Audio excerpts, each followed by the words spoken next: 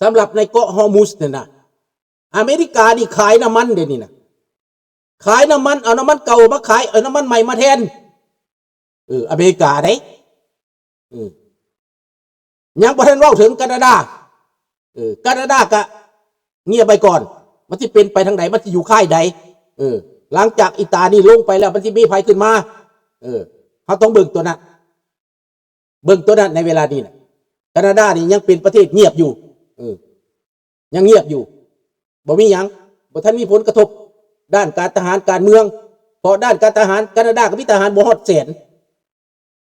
เห็นบ่มันต้องเพิ่งอเมริกาอยู่แล้วถ้าเกิดสงครามโลกหรือเป็นหยังอยู่ใต้อเมริกาคือเก่าแคนาดาน่ะเด้อบาดนี้สิ่งที่ข้าพเจ้าอยากมาเว้าให้พี่น้องเฮาฟังในปัจจุบันนี้นะสงครามจีนและอเมริกาอาจเกิดขึ้นในวัยนี้คนลาวยังสิเป็นจักจั่นอยู่บ่พี่น้องเฮ้ยมันสิเกิดขึ้นแบบใด1พวกท่านต้องรู้จักว่าโครงการอเมริกาพีทเฮกเซตกับประธานาธิบดีนั้นส่งพีทเฮกเซตไปอินโดนีเซียไปตั้งฐานทัพไปเซ็นสัญญากันเรื่องเครื่องบิน F-35 และเครื่องบินทุกชนิดน่านน้ำน่านฟ้าในทะเลแม่น้ำอเมริกาเข้าไปอยู่ในแถวนั้นอินโดนีเซียฉลาดที่สุดในเวลานี้เป็นประเทศที่ถือโอกาสนี่แหละประเทศอินโดนีเซียนั้นจะเอาเงินจากอเมริกามาบูรณะและจะได้เงินจากทหารอเมริกาเข้ามาพักที่นั่นเข้ามาแต่ก่อนเป็นประเทศไทยเป็นฐานทัพเดี๋ยวนี้ประเทศไทยตกไปเรื่องนี้นะตกไปแล้วอเมริกาจะบอกมาพักที่นี่มากับมาน้อยได้ก็ได้น้อยได้แต่ปลายมันประเทศไทยได้แต่ปลายมันลุงว่าวแล้วแต่ต้นแต่ว่าคนไทยข้าเจ้าบ่สนใจข้าเจ้าบ่อยากได้รัฐบาลก็บ่อยากได้คนประเทศไทยก็บ่อยากได้เรื่องนี้นะบ่อยากให้อเมริกามาใกล้แต่ว่าในที่สุดอเมริกาก็บ่ได้ไปไกลดอกไปอยู่อินโดนีเซียไปอยู่เกาะทูเลอเมริกาเข้าเกาะทูเลพี่น้องหนุนพวกรัฐบาลนั่นเขาว่าเกาะทูเลรัฐบาลพวกเสรีพวกฝ่ายพม่านี่นะพวกกะเหรี่ยงพวกรวมตัวกันนี่นะในเกาะทูเลชายหาดของไทยนั่นนะนับตั้งแต่ชายหาดที่ว่าฝั่งทะเลฝ่ายอันดามันฝั่งทะเลอินเดียนี่นะทะเลอีหยังอันนี้นะฝั่งทะเลนี่แหละในเกาะที่ว่าดินแดนพม่าอยู่นี่นะแมนคนอเมริกาเขาจะเข้าไปที่นี่แล้วนะเขาจับมือกับอินโดนีเซียอาจจะจับมือฮอดกับอินเดียพูดแหละโบเนอินเดียนี่ยังสองกะสองกึ่งในปัจจุบันนี้ดังนั้นแน่นอนข้าพเจ้าคิดว่าอินเดียมันก็บ่มักจีนอยู่แล้วเห็นบ่ล่ะสบายดีจอนดังนั้นข้าพเจ้าจะมาแผ่พวกท่านเห็นแผ่เห็นคักแผ่เรื่องนี้ให้เห็นดังนั้นถ้าอเมริกาเข้ามาบทบาทให้นี่ฐานทัพเรือบ่แม่นว่าเฮ็ดกับอิหร่านละมึดได้บ่แม่นได้อเมริกายกบริษัทสำคัญ5-6 บริษัท10 บริษัทไปตั้งฐานทัพในฟิลิปปินส์14 แห่งไปตั้งฐานทัพในอินโดนีเซียอีกหลายแห่งท่าเรือน้ำลึกอีกจะสร้างขึ้นมาจะเตรียมการโรงงานผลิตอาวุธคนไปอยู่ฟิลิปปินส์ญี่ปุ่นกับฟิลิปปินส์ญี่ปุ่นกับเกาหลีใต้ร่วมมือกันดังนั้นพี่น้องให้พี่น้องคิดเบิ่งเด้อบาทนี้เด้อให้พี่น้องคิดเบิ่งดังนั้นพี่น้องคนไทยคนลาวจะเป็นแบบไหนจะพากันเป็นจักจั่นคือข้าพเจ้าบ่ได้แต่เฮาบ่เป็นจักจั่นเด้พวกเฮาต้องไปตามกระแสที่พวกเฮาเว้านี่แหละเพราะว่าพวกเฮาจุดยืนของพวกเฮานั้นแม่นพี่น้องคนลาวอยู่ในต่างประเทศนี่เป็นล้านคนหมายก็ไปตามกระแสของอเมริกามหาอำนาจคนลาวเฮาบทบาทบ่หล่นบทบาทบ่เสียย้อนหยังพี่น้องม่ง 400,000 คนในอเมริกา 500,000 คนในอเมริกาก็อยู่ในกองทัพอเมริกาทหารม่งอยู่ในอเมริกาทหารลาวอยู่ในฐานทัพอเมริกาอยู่นั่นเบิดลูกหลานลาวเขาเป็นอเมริกาเบิดแล้วดังนั้นถ้ากลับมาลาวก็เป็นทหารอเมริกาพี่น้องคนไทยเคยเห็นที่คนไทยได้เป็นทหารอเมริกากลับขึ้นมามันมีบทบาทจังไดสบายดี Peace on Mind พี่น้องเห็นติสบายดีเมฆลอยดังนั้นพี่น้องบทบาทเกียรติศักดิ์ศรีและอำนาจ ที่จะกลับมาบ้านเกิดเมืองนอนของพวกเฮานั้นมาแบบยิ่งใหญ่เด้อบ่แม่นมาแบบก้มหน้าต่อเซาะได้บ่แม่นเฮ็ดคือลิงก้มมาได้ลิงเนี่ยมันวอกนี่มันวอกแวกมันย่านทั้งอยากทั้งหิวอันนั้นลิงแต่ว่าพวกเฮามานี่มาแบบซากอย่างน้วยนาดดีนามาโลดจะมาแบบสง่าผ่าเผยอยู่แบบสง่าผ่าเผยโลกขับผู้นี่มาแนวนี้ดังนั้นอเมริกาจะมาคุมเอเชียแนวไหนถ้าจีนอยากรวมมือบ่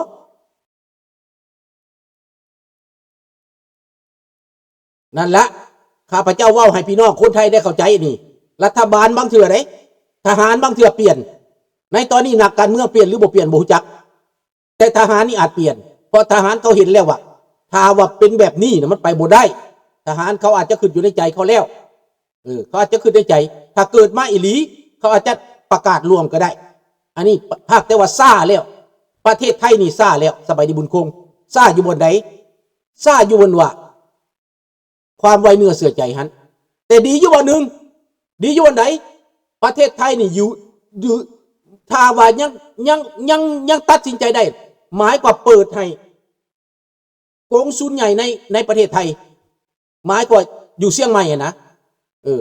ให้อเมริกาอยู่นั่นเห็นบ่ให้อเมริกาอยู่นั่นก็จะง่ายขึ้นสำหรับประเทศไทยนะจะง่ายขึ้นเด้อผู้ใดจำได้บ่ทูตประจำประเทศไทยสื่อหยังใครจำได้บ่ข้าพเจ้าว่าแม็กโอเนลนะ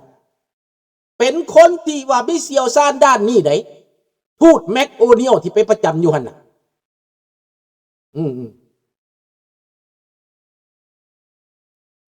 เห็นบ่ทูตแม็กโอเนลไปประจำอยู่เชียงใหม่นั่นแล้วจะครอบคลุมไปถึงอินโดนีเซียเวียกต่างๆนี่มันแม็กโอเนลเฮ็ดเบิดแม็กโอเนลเฮ็ดเวียกกับมาเลเซียกับพวกพม่าที่ว่าพัทินพม่าที่ว่าอยู่ในพม่าก็เขาเรียกว่ากอทุเลน่ะ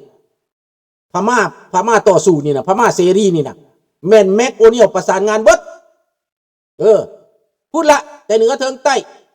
ทั่วทุกภูมิภาคฮอดฟิลิปปินส์ฮอดอะไรพุ่นแม็กโอเนลคุมเบิดแม่นศูนย์กลางใหญ่พี่น้องเมืองลาวนี่ขาดขั้นที่เป็นจักจันอยู่เมืองลาวบ่ได้ย่านบ่ได้กลัวปานใดเด้อเพราะว่าลาวบ่มีอีหยังสิไปต่อต้านเขาได้ดอกบ่คือกับพวกโฆษณาบ่คือจักเด็กนกน้อยบ่จักตังเฮาไปอย่าไปซ่าเขาเด้ออย่าไปซ่าเขาฮอดเวลาแล้วเขาสิก้มหน้าต่อเสาะดอกเด้อเขาสิก้มหน้าต่อเสาะบ่ต้องไปเว้าเขาดอกบ่ต้องไปเว้าเขาเพราะว่าโอกาสมันเป็นแล้วในปัจจุบันนี้พี่น้องมาแล้วสิ่งที่ข้าพเจ้าอยากได้อยากต้องการนั้นมาแล้วแต่ว่าใกล้ซ้ำใดไกลซ้ำใดไว้ซ้ำใดให้พวกท่านติดตามเอาข้าพเจ้าว่าสงครามโลกครั้งที่3มันสิเกิดแต่บ่แม่นสงครามแบบนั้นมันเป็นสงครามยุทธศาสตร์1ถ้าเวียดเปลี่ยนลาวเปลี่ยนพม่าเปลี่ยนไทยเปลี่ยนไปไว้ปัญญังไทยนี่เปลี่ยนไว้ปัญญังไทยนี่เห็นบ่ล่ะ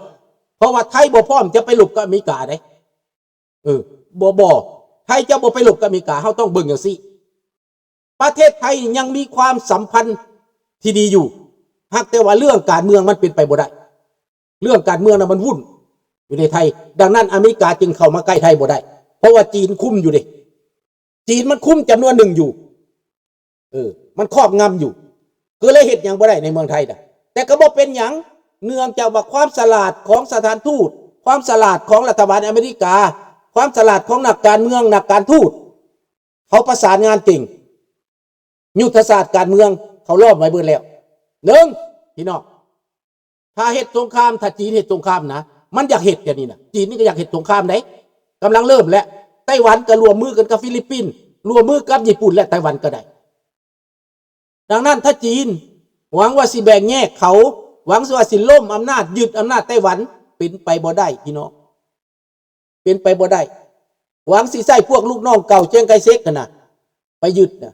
พอลูกน้องเก่าเจียงไคเซ็กมันเป็นจีนแผ่นดินใหญ่แม่นแต่คนไต้หวันมันโมเมนต์คนเป็นจีนแผ่นดินใหญ่ได้พี่น้องคนไต้หวันเป็นคนดั้งเดิมได้ อันมันอ้างว่าจีนน่ะเป็นเกาะของมันน่ะมันอ้างเอาซื่อคันสั้นเกาะดอนต่างๆก็เป็นของมันเบิดทีเห็นบ่มันอ้างเอาแต่จริงๆแล้วบ่แม่นของมันขี่เรือไปฮอดไสมันว่าดินมันอยู่หั่นจีนน่ะความยิ่งใหญ่ของมันได้ดังนั้นพี่น้องอเมริกาเขาเห็นแล้วเขาเห็นเรื่องนี้เขาจึงขยายออกไปฐานทัพอยู่ในฟิลิปปินส์14แห่งแล้วบริษัทเป็น10บริษัทใหญ่เด้ไปผลิตอาวุธอยู่ฟิลิปปินส์สร้างงานในคนฟิลิปปินส์เป็นหยังเขาจังจับบักกันดูเตเต้พี่น้องเขาตัดดูเตเต้ออกไปดูเตเต้มันโปรคอมมิวนิสต์มันโปรจีนเขาตัดออกไปเขาจัดเรียบร้อยพี่น้องเห็นบอกเขาทางไว้ก่อนเบิดเขาตั้งสนามบินเขาตั้งโรงงานผลิตอาวุธฐานทัพอเมริกาประจำนั้นถ้าเกิดศึกญี่ปุ่นกับอเมริกาเกาหลีใต้ฟิลิปปินส์ไต้หวันเป็นหนึ่งเดียวกันหมดพี่น้องออสเตรเลียชาวจีนเพื่อนเอาเรือไปตั้งไว้อยู่เกาะใกล้กับออสเตรเลีย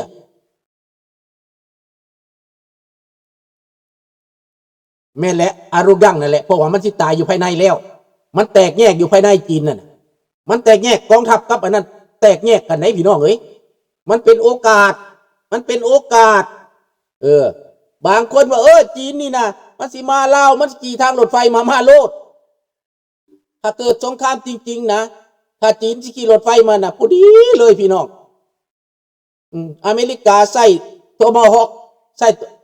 ส่ตัวบ่แม่นตุ้มแม่นละโทมาฮอกนั่นแหละใส่โทมาฮอกลุยตรูมใ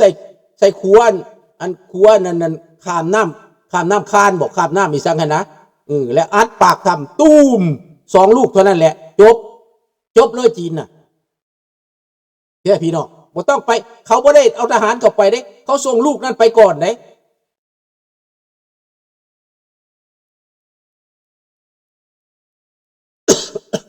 โทษนะพี่น้องเด้อบาทนี้ในตอนนี้ที่ข้าพเจ้าเว้ามาแต่ต้นนะมันก็บ่นานเกินรอดอกพี่น้องมาแล้วคันมาแล้วบาทนี้นะอเมริกามาประจำการอยู่อินโดนีเซียประจำการอยู่เกาะทูเลประจำการอยู่ฟิลิปปินส์ข้าพเจ้าว่าศูนย์กลางบัญชาการพอยู่ในไทยแน่นอนอเมริกากับทหารไทยเขาก็ต้องเว้ากันรัฐบาลนั่นพร้อมบ่หรือบ่พร้อมการเมืองพร้อมหรือบ่พร้อมบ่สุนทหารไทยเขาก็จะเชิญอเมริกามาแล้วฮอดเวลานั่นแหละเชิญอเมริกามาแล้วเพื่อความมั่นคงเด้เห็นบ่ล่ะเพื่อความมั่นคงได้ข้าพเจ้าสิไปทางนี้แหละพี่น้องพี่น้องคนไทยฟังข้าพเจ้าเว้าแล้วพวกท่านคือจังไดสิไปตามกระแสจีนบ่สิต่อต้านโลกเสรีบ่สิเป็นคอมมิวนิสต์บ่ประเทศไทยก็เลือกเอาแล้วตอนนั้นประชาชนก็สิได้เลือกสิได้ฮู้ว่าสิไปทางไหน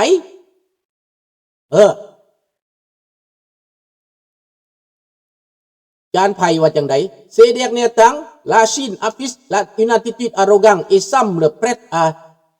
en découdre les États-Unis et cherche probablement à l'attaquer le terrain et leur faire goûter leur propre médecine. Si les États-Unis intervenaient en Thaïlande, personne ne pourrait les résister et dépêchez-vous en Amérique. ข้าพเจ้าก็คิดจังซั่นละอเมริกานี่คันเขามาแล้วนั่นข้าพเจ้าบ่เห็นผู้ใดสิไปหลบกับเขาดอกอิหร่านก็ว่าเพราะนั้นล้านคน 2-3 แสนล้านคน 200-300 ล้านคนอิหร่านก็ได้และอยู่ไสหลบกับอเมริกาน่ะอันนี้เขาเป็นหยังจังบ่ทำลายโลดเขาบ่ทำลายโลดย้อนว่าเขาต้องการคนอิหร่านเขาต้องการเจ้าพาลาวีเขาต้องการคนอิหร่านยังเป็นก้อนเป็นหน่วยเขาต้องการพวกฝ่ายต้องการประชาธิปไตยนี่อยู่เขาจึงปิดแบบนี้เขาจะเฮ็ดศึกแบบทำลายแต่ตัดแต่หัวมันซื่อๆเขาบ่ได้ทำลายแบบล่างปูพรมคือกันกับอันรัสเซียอยากเฮ็ดเห็นบ่ล่ะอเมริกาเฮ็ดศึกแบบเลือกให้ประชาชนสูญเสียน้อยที่สุดนี่อเมริกาเฮ็ดศึกแบบ